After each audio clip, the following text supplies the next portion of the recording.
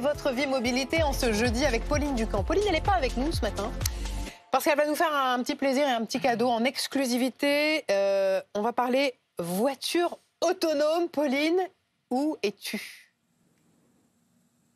Alors, je suis chez Tesla dans leur showroom à Madeleine. Et alors, je suis en fait assise à la place du conducteur dans l'un de leurs derniers prototypes. Mais sauf qu'il n'y a pas de volant, il n'y a pas de pédale, puisque cette voiture, en fait, c'est un robot-taxi, une voiture 100% autonome. Alors, son nom, c'est le Cybercab. Ce prototype, c'est la première fois qu'il est exposé en France. Et c'est on est parmi les premiers à le voir en Europe. Et en fait, ce véhicule, eh bien, il doit représenter le futur de la mobilité. C'est-à-dire que ma seule manière d'interagir avec cette voiture, ce sera mon téléphone pour pouvoir le commander, comme on commande aujourd'hui un VTC ou un taxi, sauf qu'aujourd'hui, dans cette voiture, demain, il n'y aura pas de chauffeur, et puis un écran pour pouvoir gérer mon trajet, gérer la climatisation, savoir un petit peu où je vais. Et en fait, le but de Tesla avec ce véhicule, c'est vraiment de proposer une offre de mobilité à toute heure du jour et de la nuit. Dans la vision d'Elon Musk, c'est vraiment d'avoir un service complètement avec des robots, puisque ce véhicule, pour l'entretien, ce seront aussi des robots qui vont le nettoyer. Ce véhicule, c'est un véhicule électrique, on est chez Tesla.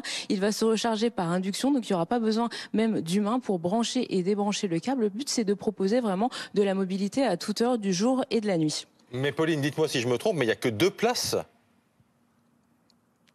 Oui, alors justement, il n'y a que 2 places à l'intérieur. Alors on a beaucoup d'espace. Quand j'étais installée, j'ai de la place pour mettre mes jambes. Je peux mettre aussi un sac, des affaires. Il y a de la place pour mettre des bagages à l'avant ou à l'arrière. Et donc, en fait, dans ce projet d'avoir un service de robot taxi, il y aura aussi à côté des robots vans, des sortes de bus autonomes avec une vingtaine de personnes à bord. Et Elon Musk, en fait, dit que même demain, en fait, dans son projet, ce serait de faire que, eh bien, par exemple, votre Tesla, la Tesla d'un propriétaire, eh bien, elle passe quand même 90% du temps à l'arrêt, eh bien, elle pourrait être utilisée par des clients pour pouvoir avoir une voiture avec 4, 5, voire 7 places en offre aussi de robotaxi, puisque le logiciel qui va équiper ce prototype Promet Tesla, eh bien, elle devra aussi équiper les voitures de série des propriétaires.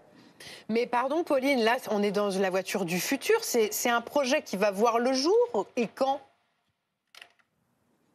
Alors c'est vraiment un côté, alors là on est vraiment dans un côté futuriste. Alors Elon Musk promet que ce type de véhicule, ce service, eh bien il entrera en commercialisation en 2026 aux États-Unis et puis dans la foulée en Europe. C'est pour ça que ce véhicule, ce Cybercab, eh bien en ce moment il va être exposé pendant toute la fin du mois de novembre dans différentes capitales européennes. Alors après il y a les paroles d'Elon Musk, il y a après les analystes qui étaient assez sceptiques après la présentation de ce véhicule le mois dernier aux États-Unis, puisque il y a la question déjà des détails. À quel prix? Elon Musk n'a pas donné beaucoup de détails là-dessus. Là, je dis que ça coûterait moins cher qu'un ticket de bus, donc que ce serait vraiment compétitif par rapport aux autres offres de transport. Ensuite, il y a la question de la législation. Alors, aux États-Unis, il y a déjà dans certaines villes plusieurs concurrents de la tech, des Google, des Amazon, de l'automobile, des General Motors, qui ont déjà des flottes de robotaxis en test.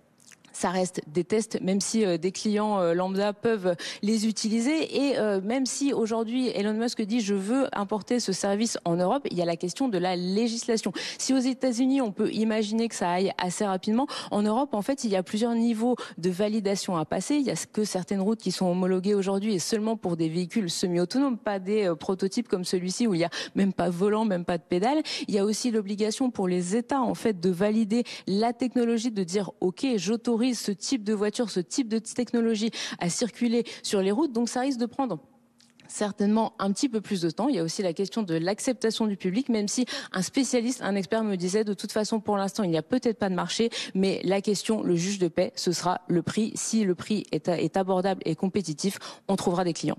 C'est incroyable parce qu'on voit sur les images à côté de vous ce que nous vivrons, donc de toute évidence, dans les années qui viennent. On pourra dormir dans sa voiture. Et c'est vrai qu'il n'y a pas de volant, il n'y a pas de pédale. C'est une autre façon de concevoir la mobilité. On a une petite question pratique en ce froid et en ce jour de neige. Pauline, comme vous êtes spécialiste de tout ça, est-ce que l'autonomie des voitures électriques baisse lorsqu'il fait très froid ? Alors malheureusement lui, parce qu'en fait la chimie des batteries elle est faite pour fonctionner à une certaine température, donc forcément quand il fait froid cette chimie elle va être ralentie, on va forcément avoir du coup une baisse d'autonomie. Moi j'ai juste un petit conseil, c'est déjà en fait avant de partir laisser votre voiture branchée, allumer le chauffage pendant une petite demi-heure, comme ça déjà en fait la voiture sera à température et ça permettra en fait de ne pas avoir à tirer sur la batterie. Pareil comme ça on ne sera pas forcément obligé de chauffage sur les formes de voitures électriques. On vous dit privilégiez les sièges chauffants, le volant chauffant si vous en avez dans votre véhicule. Et puis ce soir, pareil, allumez le chauffage tant que la voiture est branchée, si vous pouvez la brancher au travail pour essayer de préserver l'autonomie.